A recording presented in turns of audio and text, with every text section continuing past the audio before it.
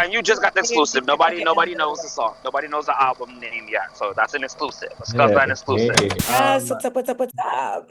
fuck, love what you guys are up to. First of all, so fucking dope to see. I'm like very inspired by the Club Kid to Rockstar pipeline. Rockstar, you know who you are.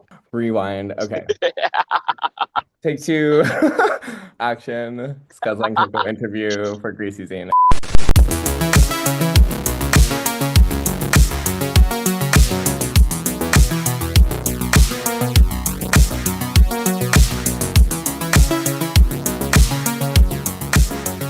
So yeah, we'll go through some basics, but I like to ask people off the bat, do you like to identify? And if you do, how would you identify today?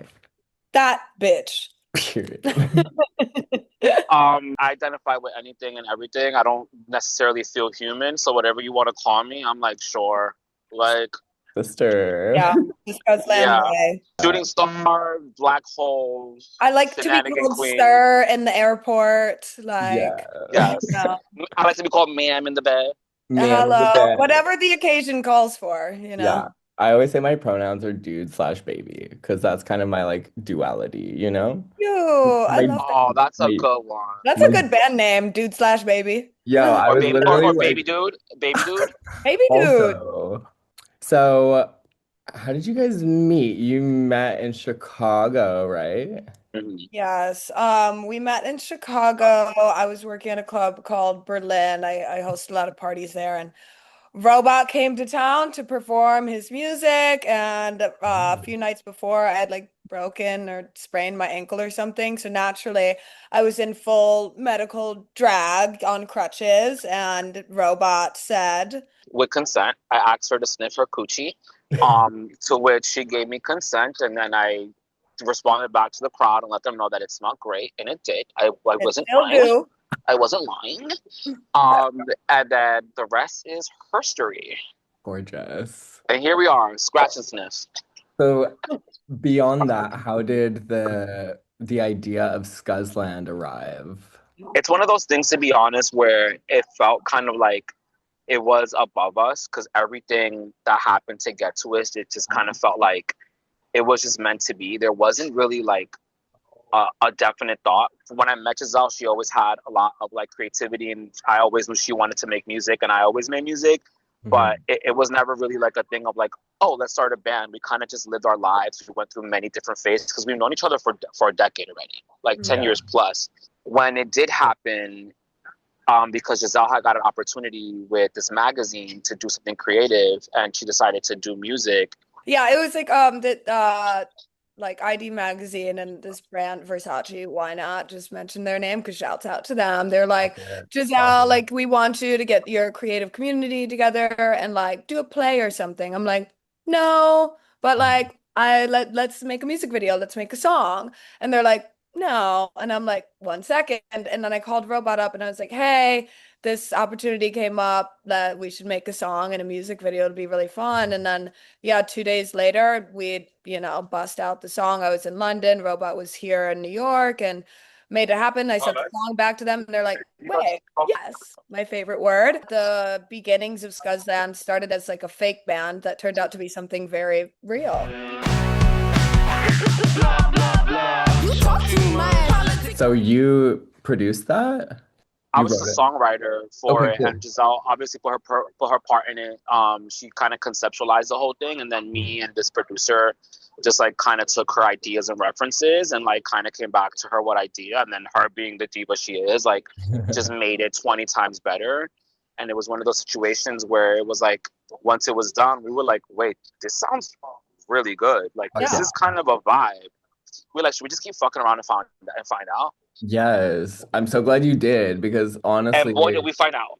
fuck, you're finding out like it's been so cool to witness like the evolution of you guys finding your sound. It's like it's so unique, it's so like genre undefinable. And with that, I'm curious, like how would you describe the type of music you make?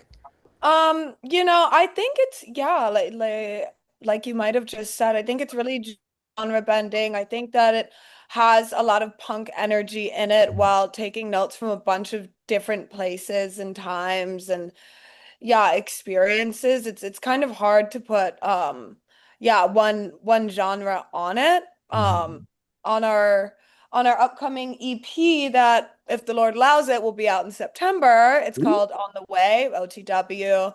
I mean, it's a real journey. Both you just got the exclusive. Nobody knows the song. Nobody knows the album name yet. So that's an exclusive. A Skuzland exclusive. Yeah. Just for you, baby. Can we Baby. share that? I think so. But I mean, another thing too to add to that I think is also interesting is like we've already had a really like interesting time trying to describe what the sound is. And the more we've developed it and the more the project comes to fruition, the more hard it is. Like we're more Skuzland than ever, but like I'm very excited to see what you think, what the public thinks, what everybody else thinks, and how they name it, because for us it's just been a labor of love and a labor of expression, and we haven't really thought about genre. We haven't really put ourselves into any box. We just are making respectable music. Yes, respectable chaos. Yeah, hell yeah. Gender bending and genre blending. Yes. That's what we're here for, honestly. Exactly. Do you feel like this world that you're building is kind of like for your younger self in some ways? Like 100%. Yeah, like creating the world that you didn't have access to growing up. 100%. Yeah, definitely. I mean, Skuzland, it's really a place where, you know, anybody and everyone is welcome to be whoever they want, you know. It's a free space for exploration, for vibrations, for, you know, just letting it all hang out in whatever form that is. Yeah, it's funny that you say that, because one of the songs that like we recently made that I'm like the most obsessed with, to me embodies everything my 16-year-old self would have went crazy for. And when the song got fully realized, I just started to cry and was like, oh my God, like little me would have lost their shit to this. Like, I can't believe that, like, all the things I loved, all the things that shaped me, all the things that helped me escape, that really helped me just like kind of just like tune out the negativity, has become an embodiment of our sound and our expression. And it's just like crazy to think how those things you think don't affect you and don't become a part of your DNA. And then you make music and you let it out. And it's just like, oh, it's always been there. Like all the influences from Atari Teenage Riot to MIA to Joy Division. It's just like, and all those things sound insane, right? You're like, all cool, but do they mix? Would they ever mix? And then I hear our music and I'm like, wow, like I can hear and feel all these parts of our youth and our life come together sonically, and it's like it's just so healing. It's been the most rewarding creative thing I think I've ever done in my whole entire life. Fuck yeah, magic. Yeah, and I think, you know, the entire making, you know, it's been like probably 2 years more maybe of us making this EP, and I just feel like it's been like an extremely cathartic experience, you know, like Robot said. You don't really realize you know, all of these different things and experiences that you've been through, you know. You kind of push things down and they affect you in different ways, but we've really just let it all out on this EP and with each song, you know, like extremely healing for the inner child. And you know, that's kind of the inspiration behind, well, one of the inspirations behind On the Way. It's like, you know, not us just finding our sound, but finding ourselves, you know, and connecting to who we've always been, you know. Yeah, I hear a lot of the sort of influences. It gives me nostalgia, even though it's something new and totally fresh and interpreted in like a new way. And what's interesting with that too is that one thing that I wasn't really ready for in terms of like the response, a lot of our YouTube comments, if you go and like lurk, is people being like, I'm 65 years old and this reminds me of the good old days. We have multiple comments of people being like, this is bringing me back to this era, this is bringing me back to that. And it's just like it really just like explodes my heart to hear those kind of comments and to see people kind of relive their youth and their glory days through through our glory days, and it's just Mhm. like it's just starting to feel, and I said this so many times, and we just talk about this a lot. Like it's starting to feel like Scotland is like above us, and it's more of like a service. Like we have to do this now. You know, like Absolutely. we have to do this because it seems like Yeah. people need it. It seems like there's a space that hasn't yet been made for the people that are in between, you know, the people that are maybe too banshee for the art kids or too artsy for like the banshee kids. And we're just here to give that space to you. Like this is Yeah. where Skuzland is for everybody. Like everyone is welcome to Skuzland. Hell Yeah, yeah. Everyone. and we're always saying, you know, like me and Robot, we aren't Skuzland. We're just kind of the local government of it. You know, government used loosely because Yeah. fucking anarchy. But Yeah. you know, it's just we're creating, yeah, a place and a space for people to let it all out, you know? Mhm. So What yeah, what's come on the first law that you would put into place in Scuzland as the government? Don't yuck my yuck. Don't yuck nobody's yuck. yeah. Don't do that. Don't I don't know yuck if that's my number yuck. one. I don't know if that's the most important, but for me, that would be my like, yeah, like if somebody Okay, thinks okay. something's cool, don't make it like, Yeah, Don't do that. cool. totally. Oh, you like that? Oh, you want to have a straight bang with curls? What? Yeah, I love a straight absolutely. bang with curls. Yeah, let your fucking freak You flag know, fly. you I want to feel mix every pattern in the world and then call yourself a mermaid and then paint your skin blue? Cute. Yeah. Just don't say express anything. yourself. Express yourself, and in Skuzland, you can express yourself without no judgment. There's just no judgment in Skuzland. Yeah. Absolutely I mean, you zero know, judgment. the fucking naturally, like no homophobia, no racism, no transphobia, like none of that bullshit, but all the other You will bullshit. get arrested. You will get arrested. Yeah. And not in the sexy way. No. No. If Scuzland had like a physical landscape, what would it look like? We You'll can't say see. yet. It's coming. Yes. Okay. Yes. Yeah, we can't say yet. So that's the reason. That's the reason behind the project. The project is called On the Way because we don't want to let everybody know what it looks like or what it is yet. We want to take you guys on the journey there. So we're just on the way there. As of right now, it's about the escapism. It's about us all leaving a hard place and getting to that beautiful place. And what that looks like, we'll just have to find out. Oh yeah. I love that. I feel like I'm part of that world for sure. And You are I love 1000%. to see it. And thank you for building this. Honestly, we need more creatives like this, especially queer creatives right now, doing things in this industry on with this platform and like using music as a platform for storytelling and activism and like provoking heteronormative culture because I think we're living in such a fucking intense time. I know I don't have to tell you all that, but I think it's just like really more important now than ever. So, I mean, on that note, like, what does care look like for you as a queer person in 2026? Care means it's showing up for your girls, for your community, you know, like it means fighting back and using your power to fight against evil, you know, like there's an overwhelming amount of evil in this world that we're facing like day to day, like our rights are being questioned and challenged on a daily basis, and showing up and doing whatever you can, and whether it's the smallest way or the biggest way, showing up for your girls and just making sure that, you know, your community knows that you're reliable and you're trustworthy and that you're going to show up to have their fucking back, you know, like having your people by your side is more important than ever. And, you know, I really hope that Scuzland can help bring people together, you know. But to add on to Yeah. what Jazzelle says, I think we're in an era where it's very easy to like talk on our rights and to pop off on comments and to make a post. But sometimes I think we're forgetting that you need to show up for those people in person. You need to show up for that trans woman that you see in the street that needs help, for your friend that like your physical friend. Show up for your community in person. You know, it's important to speak up online. I really do think you should always express yourself, but we can't forget to physically show up for those that are actually around us.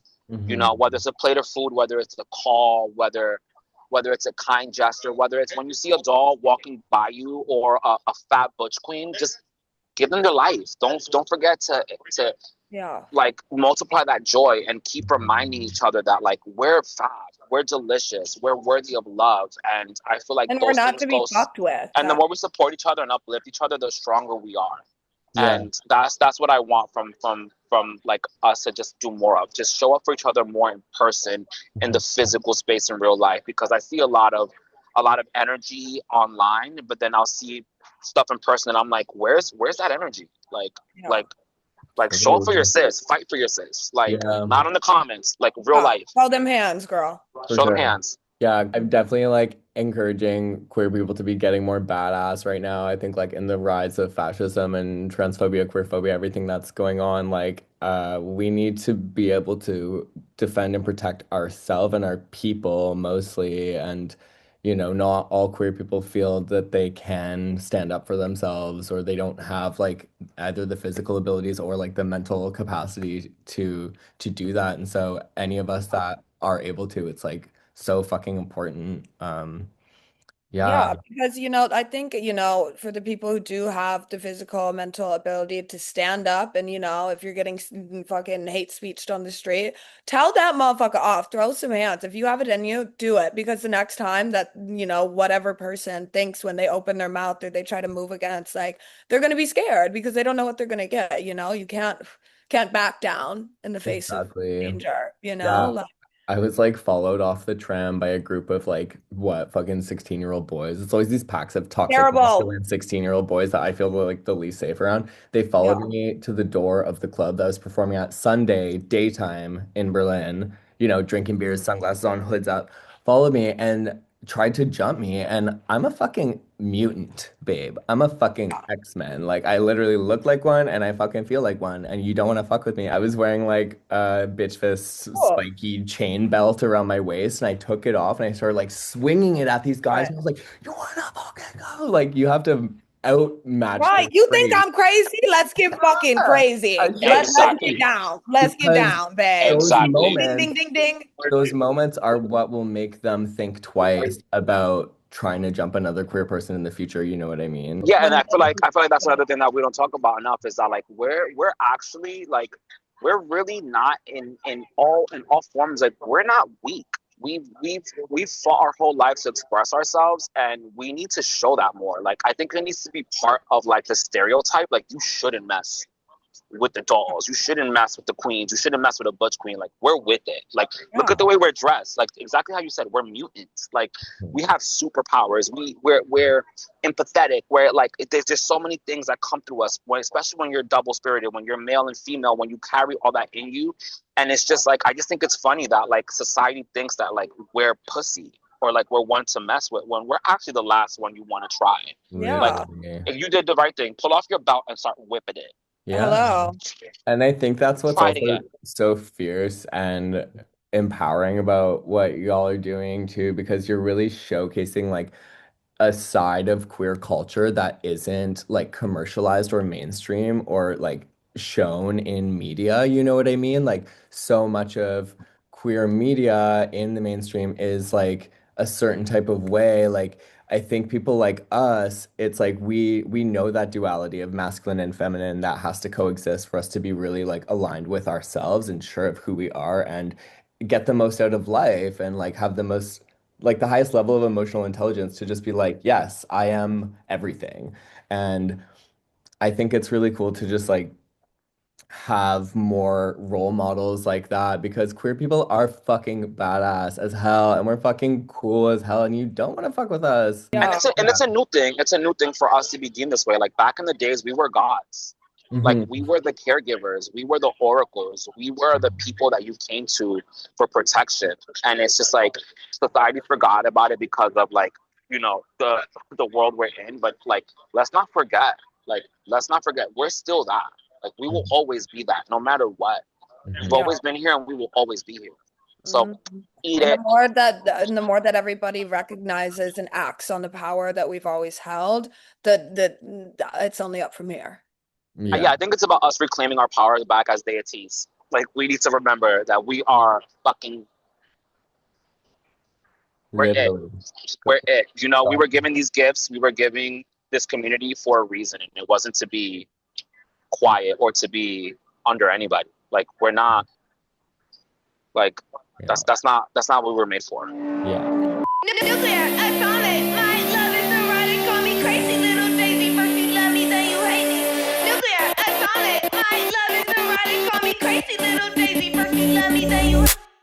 Yeah. And how do you feel like your club kid roots have prepared you for this? I mean, in every way, like making something out of nothing has just really made me as a person, I mean, even as a child before I was a club kid, it was something that was always there, I don't have a background of coming from anything or having anybody do anything for me. Mhm. And then, also being a club kid, like that's when I really first like found my community and found myself, and having those girls like pumping around in the streets, having to fight people in the streets, and like, defending our right to just be, like that really built me as a person. And I think also that, helped build part of the foundation of Skuzland. Yeah, I think being a club kid is one of those things where like it's the most maximalist version of queer expression, and when you're able to walk in the streets with it, when you're on the way to the club in it, you're a warrior. Yeah. We're coming into society and people are like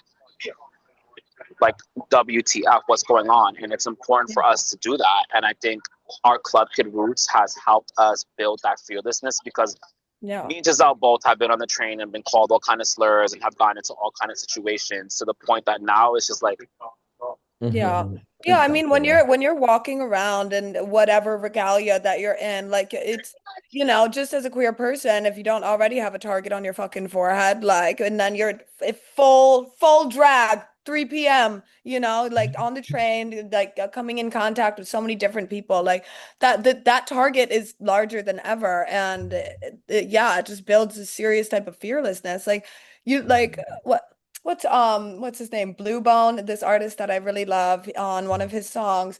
He goes, "You think of motherfuckers walking down the street in like the south side of Chicago in a crop top and a cowboy boot, and you think shit's sweet?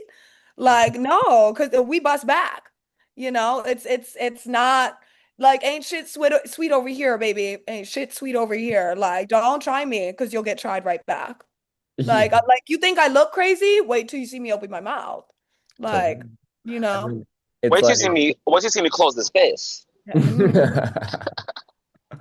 yeah, it's like being a visibly queer person in society is, to a lot of people, I think, like exposure therapy, because they need to also see people like us existing. I feel like it Yeah. rewires their brain chemistry. But to so many other people, I would say honestly, the majority of like heteronormative society, we are just a mirror to their own insecurities and projections and things that they don't have access to, Like Yeah. at the And end of the day, oh yeah, no, go ahead. yeah, and I just feel like, also it feels like some sort of duty to me personally to show up as my full self, because you never know how many people that you're inspiring to go out there and do and be who they want. Like living your truth is not as easy as it sounds for so Mhm. many different reasons. Fear, like society, family, friends, like it's not always the reality. And when I feel like it's inspiring for kids or even older adults, anybody, to see people going out there and doing and being whoever they feel that they are, that helps break people out of their own box that the world has built around them. And I think that's just super important to me. I want to help people, be Yeah. themselves, Hell yeah. That's what it's all about, really, is like unlocking that part of your identity to realize that like everything that we've been taught is to oppress us. And Yeah, it's all it, a lie. It's all yeah. a fucking conspiracy. But And we can't forget that like love multiplies, and that's one thing that I love about my relationship with Giselle and the band, is that like she has things that she's obviously incredible, and I have things that I'm obviously great at. And when we love each other and supplement each other and push that forward, we just become better. And the more we do that with our community, like we're unstoppable. Like yeah, it's exactly. just like Love is not a finite resource, and it just is abundant, and it's limitless. Truly, that is like the limitless drug, you know what I mean? And the world just desperately needs more of that. So thank you for putting love into everything you do. I feel like you can hear it and see it and taste it even. You even miss me.